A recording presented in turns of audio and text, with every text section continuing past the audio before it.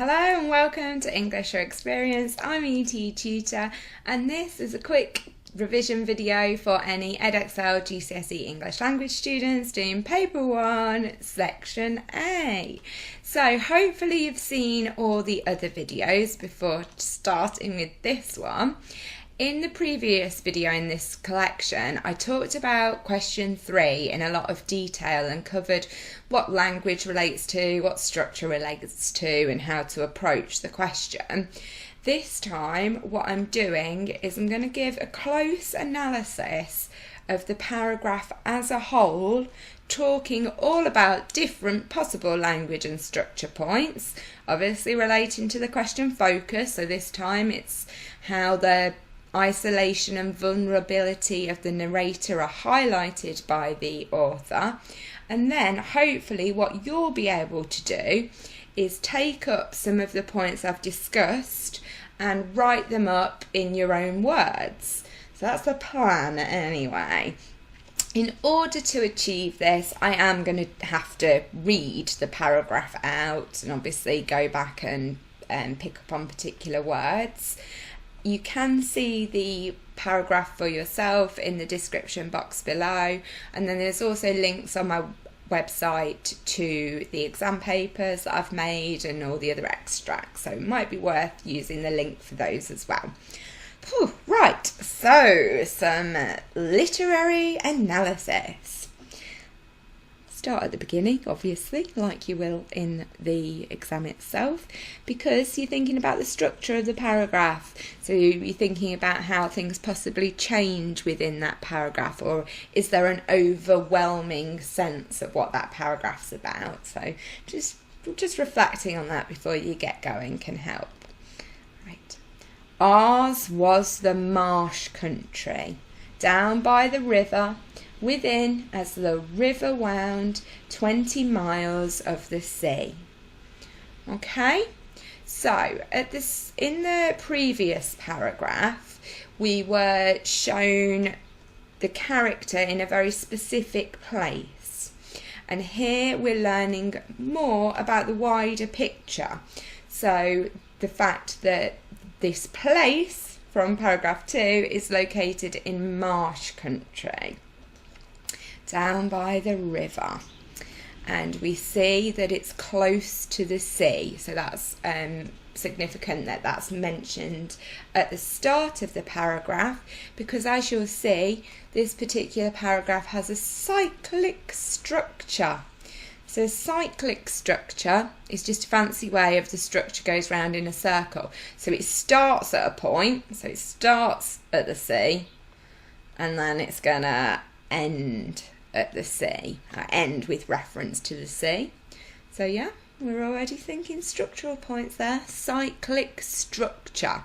So that's like the name of the device that you could talk about, but only if it links to the question focus. So we'll come back to that. Right. My first, most vivid and broad impression of the identity of things seems to me to have been gained on a memorable raw afternoon towards evening. Okay, so we're getting a lot of specific detail here, and we can also see mention of the type of day it was. So raw can be seen as being a word that describes the weather being cold. So biting, that kind of weather. So we could be thinking about pathetic fallacy here, setting the scene. So if the weather is cold or raw and biting, it can highlight vulnerability. We're vulnerable in colder weather, so that's something we could possibly play around with as well. At such a time, I found out for certain that this bleak place, overgrown with nettles, was the churchyard. Okay, we're just going to pause at this clause and pick out some more aspects about the setting. So it's bleak and overgrown. So bleak is somewhere remote. You know, there's not going to be a lot of joy to be found in a bleak place. It's an isolated place. So again, we're now getting a few words that relate to this idea of isolation. It's overgrown, it's not tended to. So again, that's another feature of an isolated place. So you could pick up on this semantic field of nature here, saying that it's overgrown with nettles. Now, this idea of nettles is a nice one to get you thinking about how to analyse language. The writer's being very, very specific. It's not overgrown with plants. So we think, well, why pick nettles? Why would they choose that? So what do nettles represent? They represent danger. They sting us. They're not nice. We are vulnerable because of them. So again, we're getting those kind of words building up a particular picture and creating this atmosphere of an isolated place where individuals may be vulnerable. Okay, right. And that Philip Pirrip, late of this parish, and also Georgiana, wife of the above, were dead and buried. And that Alexander, Bartholomew, Abraham, Tobus, and Roger, infant children of the aforesaid, were also dead and buried. Right, you can probably hear that I struggled to read that one out, and that's because it contains this quite a long list with lots and lots of punctuation. So listing and repetition can be seen as language or structural points depending on how you write them up. Here we've got a list of these actual pronouns, these proper names. So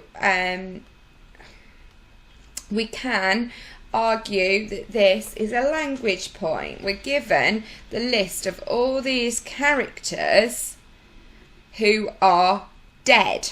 So, again, by reinforcing using this list, this language technique, or using the structure of this long, complex sentence, so I said, you know, you can go for both, we can see that the characters isolated. It stresses the fact that they're alone because all their family is dead. Right.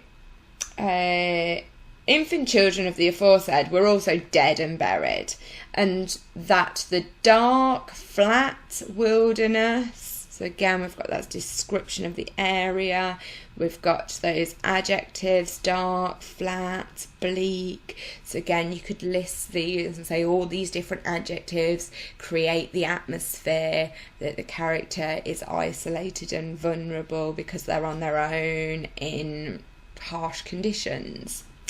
So the dark flat wilderness beyond the churchyard, intersected with dykes and mounds and gates, with scattered cattle feeding on it, was the marshes. Again, we can see this is such a complex sentence with all these different clauses, but there is a lot here to do with the actual environment. So you could say that the writer creates a semantic field of the marshland by using these words dykes and mounds and gates, and these things all create a sense that the narrator is surrounded. It creates a sense that it's quite claustrophobic here, and again, if we're feeling hemmed in like that, we can feel quite vulnerable, so you could pick up on those words being used as well. So with scattered cattle feeding on it was the marshes, and that the low leaded line beyond was the river, and that the distant savage lair from which the wind was rushing was the sea. Right, in that little bit that I've just read alone, there's probably nearly enough to answer this whole question. So let's have a look. We have got the low leaded line.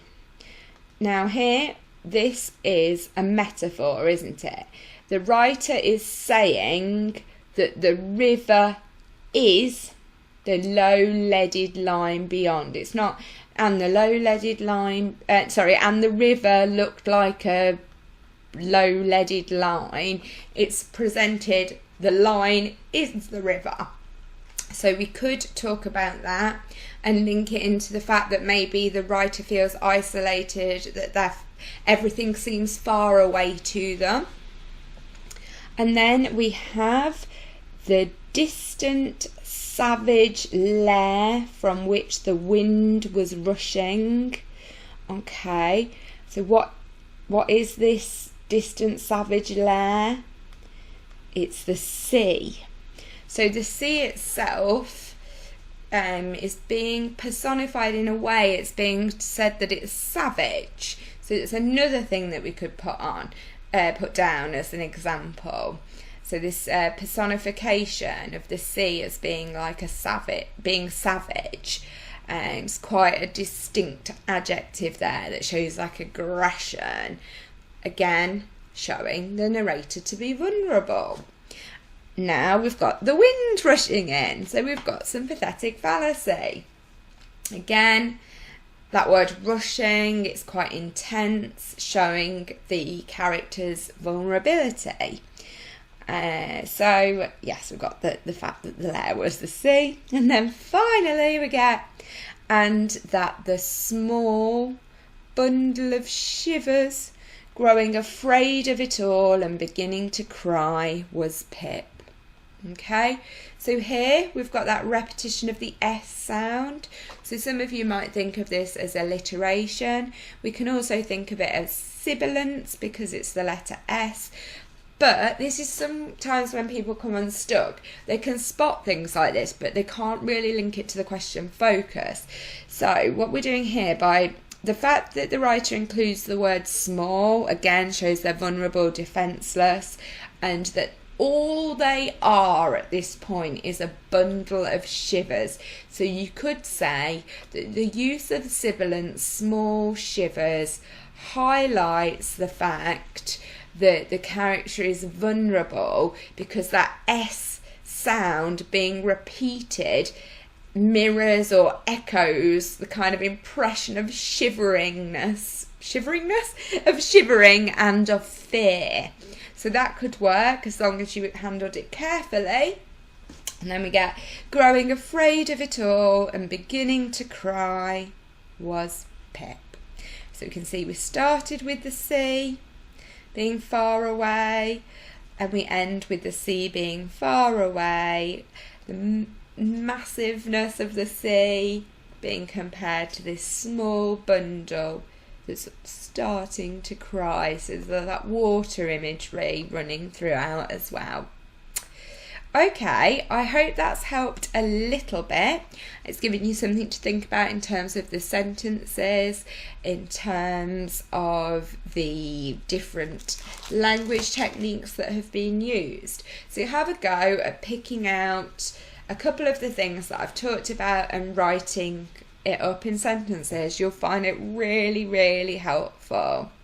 Okay then, if you've got any comments or you're unsure of anything, because I know it is tricky, this part is, just get in touch on the comment section below and I can try and get back to you, especially if you are doing those resits in November 2018. And just remember, what we've done here for question 3 is just a small version of what you're doing for question 4 as well. But in question 4, you're having to look at the text as a whole, and that's the important part there. So I'll leave it with you, and we'll hopefully see you again soon for question number 4. Good luck!